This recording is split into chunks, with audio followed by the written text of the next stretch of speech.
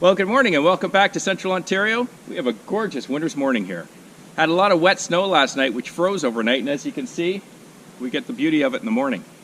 I'm going to do a follow-up to video number 105, which was how to mount the front snowblower. Got a lot of good questions and comments from folks, and more questions around the gearbox and how to grease and the chain and lubricating the chain. And I'm sorry I didn't include those in the first video, but we're going to do it today. I think first though, I'm going to go for a little walk in the forest. It's a beautiful morning. Grab a coffee and I'll meet you over at the tractor. Cheers.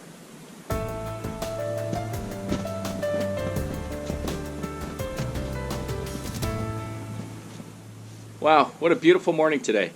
So I'm going to go over my snowblower, which is a B2782B. It's a Kubota unit.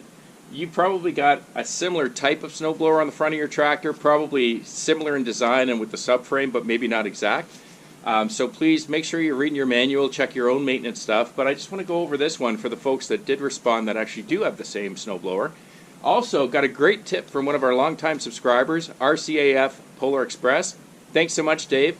Dave's an aviation mechanic, and you'll remember I told you I had a problem with that front lug tightening always coming loose, and he's given us a great tip for how to try to lock that in and stop it from happening. So we're going to do that today too. Let's take a look first at all at the grease points, and then we'll move in. Take a look at the blower, take a look at the gearbox, and where we have zerks and things on the unit, so at least that'll give you kind of an overview, and when you're supposed to be greasing or maintaining them. Let's do this.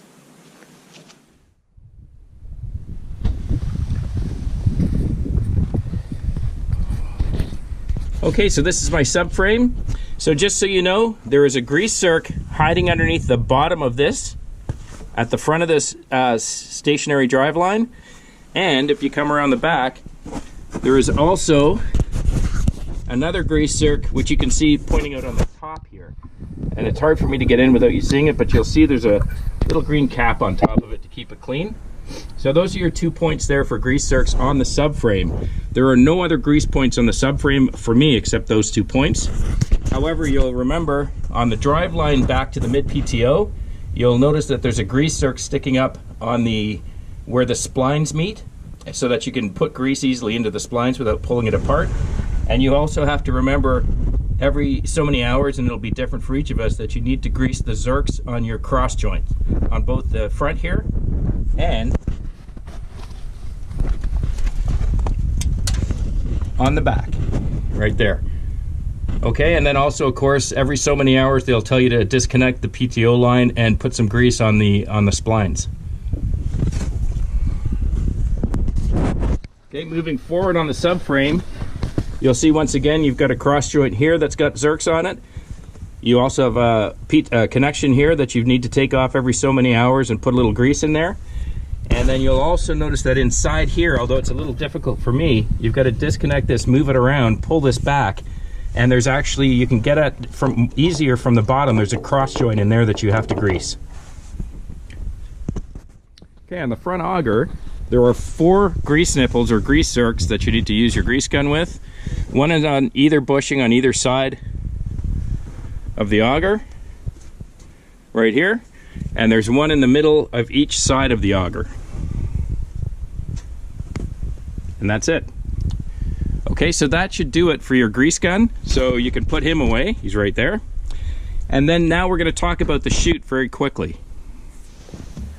So for those of you that have been with the channel for a while, or if you've looked back in the videos, if you go back to video number 15, which I'm going to post, we found out the hard way last year when we started through the season that on this particular model anyways, we can't use grease, even that fancy expensive winter grease. I forget what there's an ingredient in it, but it doesn't work. What happens in the winter, because we get pretty cold winters, that grease becomes really goopy and gummy. And as a result, my chute couldn't turn. And what was happening is I had smoke coming out of my little valve body here because it was trying to turn it, and the grease was so thickened that it just would not turn the chute. If you take a look at 15, which I'll post at the end, we pulled this apart, which is just very simple. There's just bolts and nuts on either side. You lift off these brackets, the chute just lifts off. And on this particular model, there's a plastic ring underneath it. So it's not metal on metal, it's metal on plastic. And what we did is we used a heat gun. We warmed up the grease, we scraped it all off, cleaned it really off well, and then what we did, and confirmed this with the dealer, is we used this basic spray chain lubricant, and we just spray it on there, Also, we sprayed into the gears as well as the gear body from the drive on the side here. And what that's done now is it just allows it to nice and smoothly rotate on top of the plastic. So, not sure how yours is built, and when you pull it apart you'll see, but take a look at the video because it shows us pulling this whole thing apart. And since then all I do is I spray a little bit of this every couple of times I do the driveway. She spins nice and freely now. Works great. Okay, so probably like mine, you've got a chain drive, which drops your revolutions down from the 2500 coming off the mid before it enters the gearbox. The place to oil this chain or to grease this chain is this hole sitting on the top. And in my case, I've got a little sticker here, I'm not sure if you do, but if you look in that hole, you'll see the big chain down there. And every 4 hours for me, which is basically pretty much every time I do the driveway, every second time, says, you know, I got a long driveway, it takes me about 2 or 3 hours to plow it. You've got to grease that chain in here. So take my handy dandy multi-purpose chain lubricant and I just spray it in that hole. And let me show you how I do it because it's easy to get the whole chain. And alright, first thing I do, I come over and I disengage the mid PTO completely. That way it'll allow it to turn freely for me. Alright, second step, spray a little grease, a little lubricant in there rather. Third step, and of course this is with the tractor off, by the way. I'm sure you guys knew that, but I just had to say it. And for those of you that noticed the last time, you'll notice I'm wearing gloves this time. Third step, grab your chute and rotate it so you're rotating the chain. And just go back, spray a little bit more, come back, rotate, spray a little bit more so you get the whole chain. And that's it for the chain. Alright, so this is the first time I'm doing this since I've got the snowblower. The reason why is because your gearbox, or at least according to the dealership, comes from the factory full of oil, and I don't have any noticeable leaks anywhere, not last year or this year. Yours may be different, so you need to look at your manual again, but in my case, I understand this is some kind of a pressure nut here. So this is not the nut to undo to check your oil. So your access point is this hex nut here to the gearbox. You undo or unscrew that hex nut, you should be able to see the oil right to the bottom of this hole, and that means you've got enough oil. And then some people say you're supposed to put silicone back on the nut or maybe Loctite and put it back in. The mechanic told me that wasn't necessary. You put it in, it should stay firm. So just so you know, for me, for my Kubota, this is the right oil or that I'm supposed to be using in this gearbox. It's an 80W90. Again, you need to check what you need. I like the design of this thing because one, it's easy to handle, and it's got the little spout so you can squirt her in there if you need to.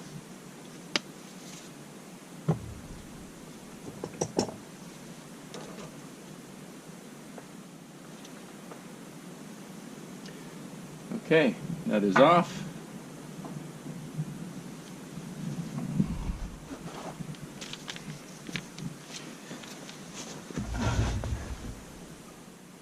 Yeah, so she's full of oil. Can't see very well and I can't really show you, but when you look in there with a flashlight you can see the oil is right up to this very bottom here. So I think we're all in good shape. I don't think I need to add any at all.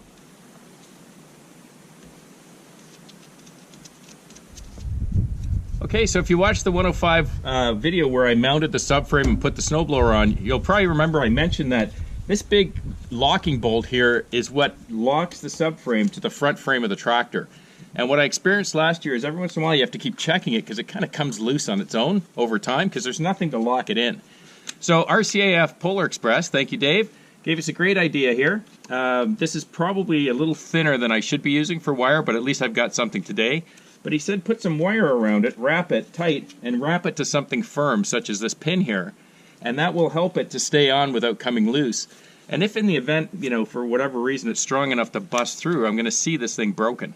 But this should be able to help hold it on and stop it from coming undone for me this winter. So we're going to throw that on today.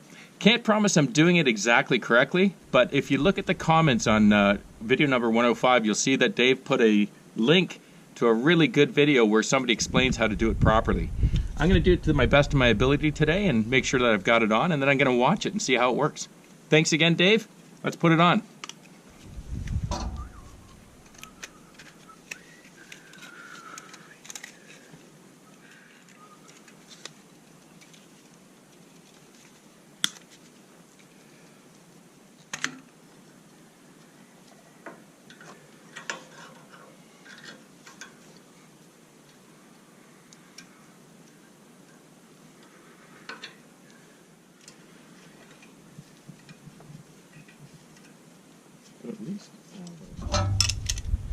Okay, so probably not the prettiest job, but I've got it wrapped around both sides, so if it starts to turn, this should tense. And what I will do is the next time I'm up, I'm probably going to grab some thicker wire and replace it with that. But I think you get the idea, at least if nothing else. So Dave, thanks very much. I'm going to see how that works out. And hopefully she won't come unloose this winter. Okay, well I hope that was helpful with the snowblower and the maintenance. I want to really thank Dave, RCAF Polar Express, for that tip on that front nut. We'll see how well that works. And I know I didn't do a great job on it, but as you know, I'm no mechanic either. Just remember, you probably have a different snowblower. Check your own manual, but hopefully that gives you an idea of things. Wanted to finish off on a very important note today about chains on your tires on the tractor. Now, I'm not sure if it has anything to do with just the fact that this is a compact tractor, or if it's applicable to all tractors or subcompacts and compacts, but I've had a lot of folks last winter season as well as so far this season saying, GP, you got a lot of big hills, you should throw some chains on that tractor. So when I dropped by the dealership yesterday, I had to sit down and talk to them about it, and he unequivocally told me, do not put chains on that tractor at all. And as you know, I'm no mechanic. He explained it in detail. I caught most of it, but basically what he said is if you want to use chains, he said only put them on the back tires, not the front tires, and certainly not all four tires. And he said never put it in four-wheel drive while you have chains on it. It has something to do with the transmission and how the four-wheel drive works, but he said it will damage the transmission over time. And so, as I said, I'm no mechanic. All I know is that while that thing is under warranty and he's looking after it and he says don't put chains on it, I'm not going to put chains on it. Interested in your views and your comments. As I said, I wish I could discuss it with you further or explain it better. I just know it has something to do with the four-wheel drive and the transmission, and he said it messes it up if you put chains on the tractor. Probably a good idea to check with your dealer before you go out and purchase chains, because they're not cheap. Anyhow, I hope it was great today. I hope you enjoyed it and it was informative. If you like the channel, please click subscribe, hit the like button, and if you want to know when I'm posting videos, just click that little bell. Have a wonderful week with your families, and we'll see you again. Cheers.